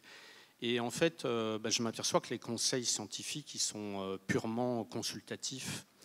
Et finalement, c'est que le conseil administratif qui est décisionnaire. Mais c'est le PDG qui préside le conseil d'administration, lui-même nommé par le ministre. Donc finalement, il n'y a pas de liberté dans l'expertise. Si le PDG n'a pas envie d'aller dans le sens de nos rapports d'expertise, il peut s'asseoir dessus. Et nous ne sommes que purement consultatifs. Donc je suis un petit peu étonné. Et puis, concernant Sylvestre, alors j'ai bien entendu l'histoire d'Alec, assez connue, mais en fait, cette histoire se répète en fait, dans le temps. On l'a eu avec le Covid, avec un Marseillais assez connu, mais et ça va se répéter en fait. Donc, comment faire pour que ça ne se répète pas et que finalement, les experts soient des vrais experts qui s'expriment et pas, voilà, pas de biais dans l'expertise. Ça serait intéressant de débattre là-dessus, il me semble. Merci. Pour que ça ne se répète pas, alors qu'il y aura des volontaires, pas seulement du côté des scientifiques, mais l'histoire des sciences le prouve, mais aussi du côté des médias et des responsables politiques, parce qu'ils trouvent intérêt à la duperie. L'antidote, c'est la réaction des communautés scientifiques concernées et une pression de ces communautés sur les directions des organismes de recherche. C'est une honte pour la direction du CNRS et la direction de l'INSERM que de leur communication publique au moment de la Covid, ils n'ont pas été foutus de mettre le nom de Didier Raoult dans leur communiqué traitant en fait du sujet. C'est une honte parce qu'il a tué des gens, ce type, en les convainquant de faire ceci ou de cela. Et évidemment, il ne se passera rien s'il n'y a pas un name and shame, c'est-à-dire qu'il faut faire honte aux dirigeants et toujours se rappeler qu'il y a des raisons. C'est clair que si Raoult n'avait pas eu une ligne directe à l'Élysée, que si Macron n'avait pas tenu, malgré la supplication de Delfrécy de ne pas le faire, de se mettre à côté de lui face caméra parce qu'il a pensé que c'était politiquement intéressant, etc. Enfin, s'il n'y avait pas eu cette connivence à un moment donné entre l'Élysée et Macron, peut-être que Petit aurait été moins, ou au PDG de l'INSERM, j'ai un trou de mémoire, aurait été moins pusillanime dans la condamnation de l'affaire. De la même manière que tout le monde sait que si Raoult a eu le Grand Prix de l'INSERM, c'est parce qu'il était présenté par la direction comme « Ah, on fait bien ce que le politique nous a dit de faire, il faut beaucoup publier ». Oui, 3000 articles. Voilà, donc il faut une action. Et cette action, Michael a dit les syndicats c'est utile, mais là en l'occurrence non, c'est les communautés savantes qui doivent dire au nom du savoir non, là il faut qu'il y ait une expression publique de nous d'abord et de pression sur la direction pour alerter la société que le scientifique qui est en train de déraper prépare des catastrophes.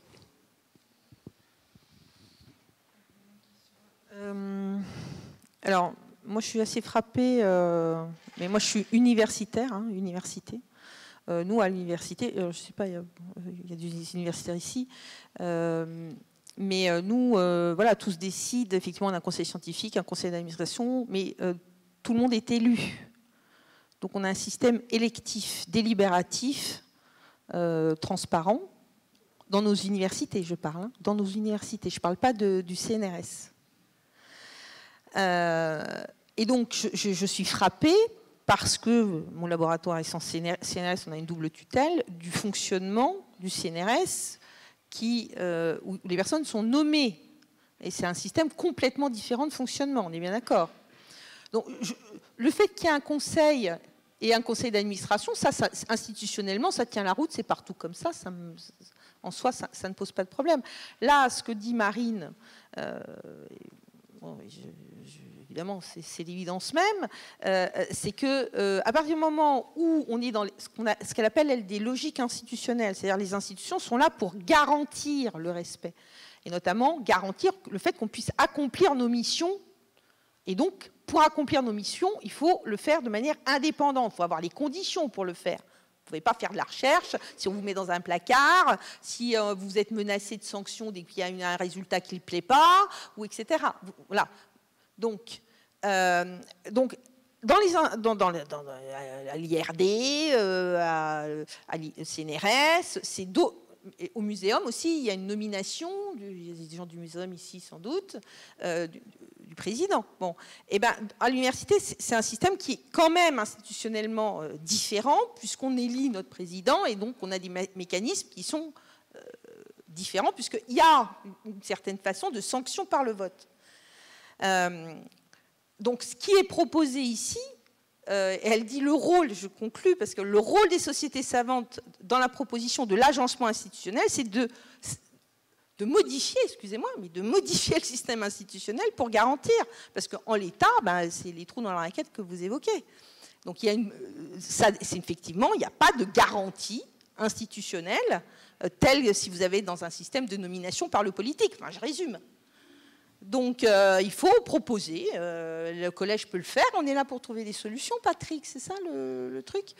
Nous, en droit de l'environnement, enfin, en tout cas dans mon domaine de recherche, on fait le tout le temps. C'est pour ça qu'on a besoin des scientifiques. Nous disent, ah, mais là, par exemple, il y a des trucs dangereux, mais c'est la norme. C'est ce qu'elle explique. Ah oui, mais c'est légal. Ce machin hyper dangereux, il est légal.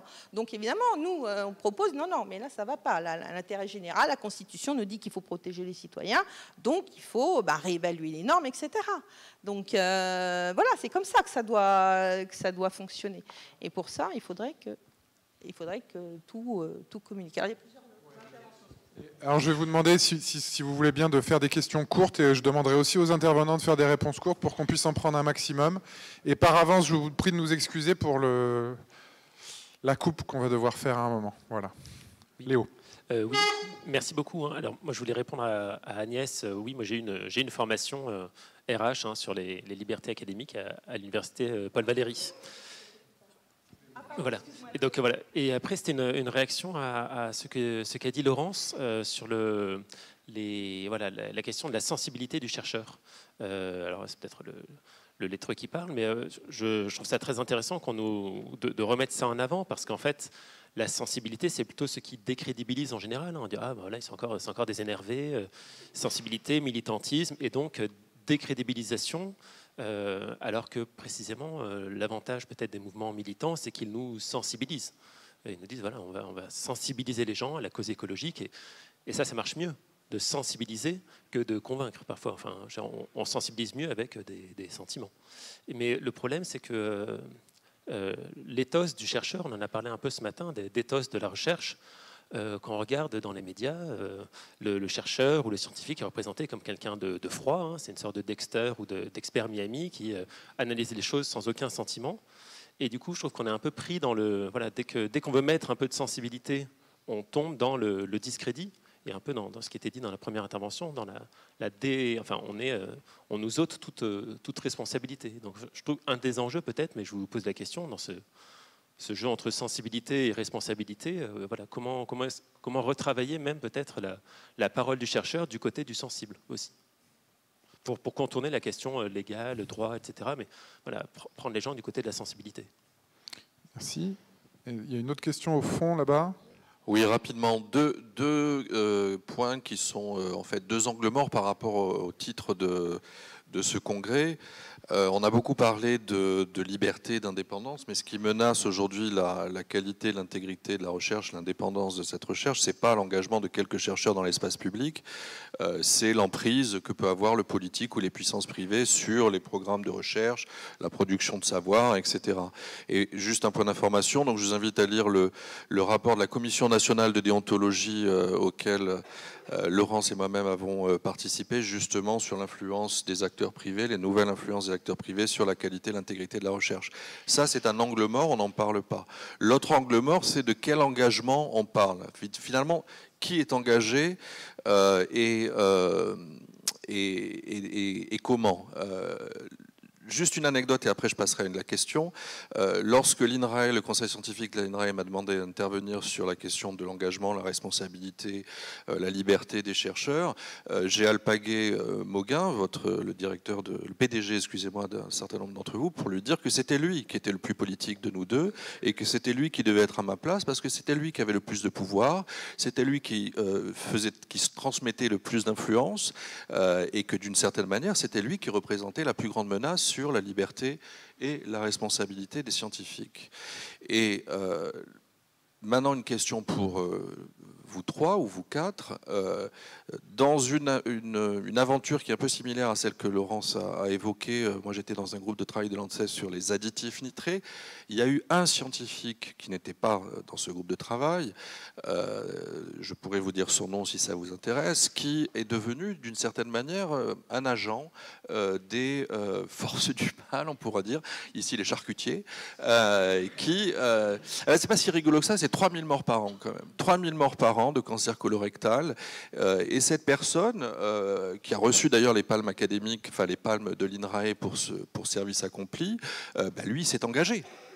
Il s'est engagé pour les charcutiers, parce que c'était sa mission, parce que c'était l'INRAE, l'institution qui lui demandait, et donc il a falsifié d'une certaine manière des savoirs, et il a instrumentalisé son autorité et son positionnement pour défendre les intérêts des industriels, au détriment, de l'intégrité de la science et donc de ce qu'on fait, et des enjeux sanitaires de la population française.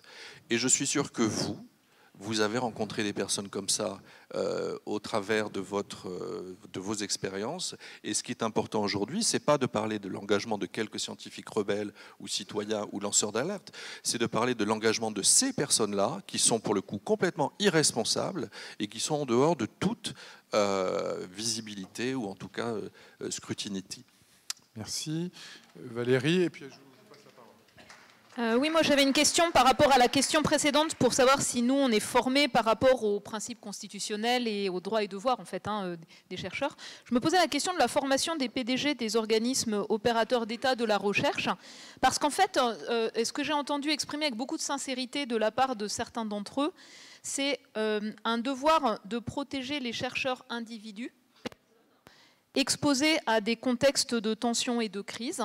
Et ça, je le comprends. En fait, exposer un individu qui s'exprime dans un contexte très tendu de polémique publique, c'est compliqué. Donc il y a cette espèce de dualité entre la liberté d'expression, mais aussi protéger finalement la scientifique très exposée. Et après, le deuxième angle qui m'a semblé poser problème, c'est parfois une crainte par rapport à la réputation de l'institution. Et donc, c'est ça qui donne lieu à des espèces de formes d'autocensure qui ne sont pas nécessairement pensées par rapport à la liberté académique et toutes ces dimensions. Et après, le dernier... Voilà, donc c'était ma question. Et après, la dernière chose, c'est comment faire du droit fondamental, constitutionnel, la charte de l'environnement, quelque chose qui soit davantage mobilisé par rapport à la réflexion sur les aspects démocratiques qu'on discutait tout à l'heure. Aux États-Unis, ça va être le dernier rempart, il me semble. Qu'est-ce qu'on peut faire pour mieux apprendre de cela ?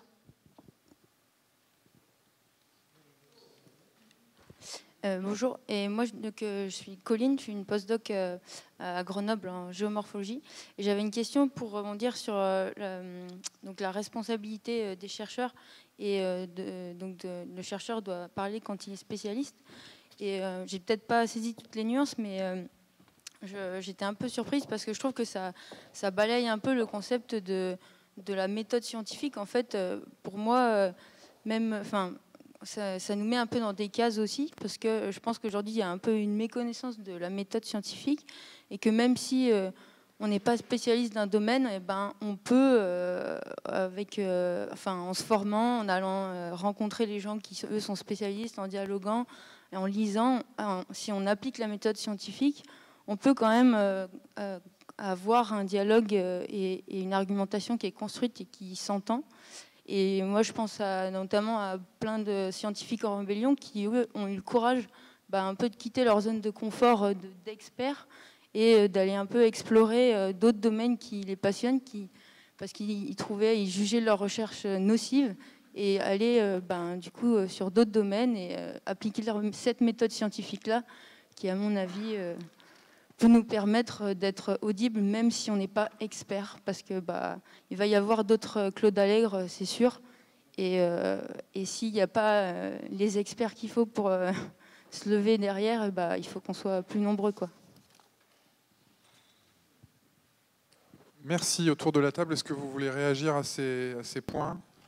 Peut-être moi, je réagis très vite à la question de Valérie sur la formation de nos PDG et leurs craintes par rapport à la réputation des institutions. Oui, moi, je suis convaincue de ça. Moi, en tout cas, ce que j'ai vécu à l'INRIA, c'est pas du tout de l'ordre de... On a parlé de fraude ou quoi que ce soit, c'est pas du tout de cet ordre-là. La question de la loyauté, c'est l'importance, avant tout, et par tous les moyens, de préserver la réputation de l'Institut. Et donc, l'Institut avait fait une proposition avec un protocole de traçage de contact, et c'était bien pour l'Institut, et toute voix un peu dissonante dans cette histoire, tout bémol qui était mis là, était un problème. C'est bien pour ça qu'on nous a parlé de loyauté vis-à-vis de l'Institut. Donc je pense qu'il y avait une sincérité, je ne remets pas du tout en cause cette sincérité-là, et je pense qu'effectivement c'est ça le fond du problème, et cette tension entre... protéger l'intérêt de l'Institut et la science, c'est ça le cœur de la question. Je vais répondre un peu aux différentes questions par rapport à ce que tu disais, Léo, là, sur les aspects sensibles, sensibiliser. Je pense que sensibiliser, en tout cas, aux problèmes de santé environnementale, moi, c'est une de mes missions. Après, effectivement, ça me paraît toujours aberrant, justement, de dissocier. Nous sommes tous des êtres sensibles. Après, forcément, c'est des attaques très fortes vis-à-vis des femmes, notamment. Après, so what, quoi. Enfin, franchement, moi, ça m'est bien égal. Disons que si on en est à attaquer ce niveau-là, c'est qu'on est vraiment très bas dans les débats et les enjeux scientifiques, et que quelque part aussi, des fois, je me dis, c'est là que je les ai vraiment embêtés, quoi. Donc, finalement, c'est qu'on touche des points qui sont justes, à mon avis. Ensuite, pour les engagements, je pense que c'est très important, Jérôme, le point que tu soulèves, parce qu'il y a quand même des engagements tacites qui sont dans nos missions de scientifiques, et notamment à l'INRAE, où c'est clairement demandé, on a une case pour savoir ce que l'on fait pour aider les acteurs socio-économiques.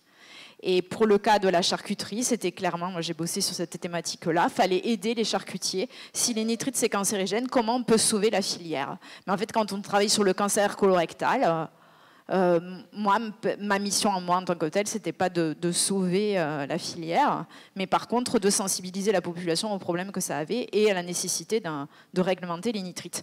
Et le problème, c'est la façon dont on tourne la question, et on veut l'assumer si on est dans un département ou un institut où en fait on va être mieux valorisé si on rapporte des contrats privés.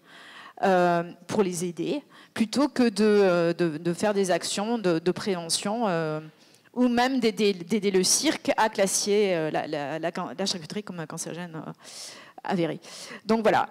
Et pour terminer, je vais juste évoquer sur la loyauté, dans le sentiment que j'ai justement de manipuler cette valeur-là quand on prend position, qu'on se met à porte-à-faux par rapport aux missions que l'on a. Ça peut être interprété de différentes façons, et j'ai lu très récemment un livre de Delphine Vigan qui s'appelle Les loyautés, où elle montre de façon très subtile jusqu'où ça peut mener, et je vous recommande cette lecture-là. Après, j'ai pas de réponse toute faite, mais c'est des lectures qui accompagnent aussi ce que l'on est, l'intégrité que l'on est en tant qu'humain et scientifique. Merci, et je vais laisser la parole à Sylvestre pour peut-être répondre sur la méthode scientifique et sur ce dernier point. Oui, évidemment, a priori, quelqu'un qui a fait un bac plus 8 en biologie, il aura moins de mal à comprendre un truc de biologie qui n'est pas sa sous-spécialité que quelqu'un qui a un DA en astrophysique. Mais il faut quand même se méfier de ça. Parce que l'immensité du savoir construit déjà dans nos bibliothèques universitaires est telle que même si on s'y met un peu, on peut passer complètement à côté de quelque chose de fondamental par manque de pratique. Et puis, deuxième remarque, plus générale, vous avez parlé de ce qu'il y a dans la Constitution sur la liberté académique, etc., etc. On vient de parler de la formation des PDG. Ne rêvez pas que vous allez sauver un microcosme libre et démocratique et savant et tout ce que vous voudrez à l'université, dans les EPST ou les EPIC scientifiques, dans un océan d'extrême droite qui est au pouvoir.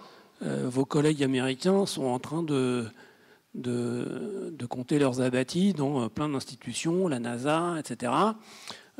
Et donc, faut pas rêver. Le degré de liberté, d'intégrité, etc., dont pourront bénéficier les chercheurs et les universitaires français dépend en grande partie du degré de démocratie auquel le pays tout entier atteindra.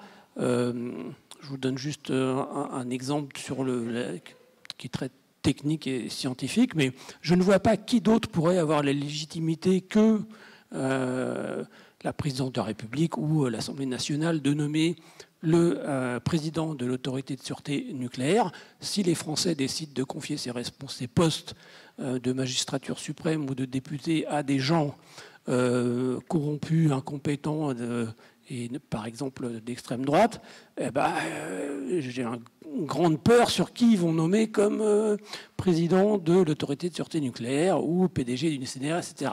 Donc il y a un tout et c'est un discours que vous êtes tout à fait légitime à tenir. Merci beaucoup. La hiérarchie des dangers aussi, après la hiérarchie des normes. Bon, écoutez, merci beaucoup. Je suis vraiment désolé pour toutes celles et tous ceux qui n'ont pas pu poser leurs questions. N'hésitez pas à alpaguer nos intervenants à la sortie, si vous pouvez le faire, pour vous adresser à eux directement. Donc, ça conclut cette table ronde qui était la dernière de la journée. Et donc, je vais passer tout de suite la parole. Il est 17h18. À Guillaume Bagnolini, donc, qui est philosophe et qui va nous faire une petite mise en perspective et une synthèse de cette journée. Et je précise que Guillaume est membre du bureau du Collège des sociétés savantes. Donc Guillaume, c'est à toi.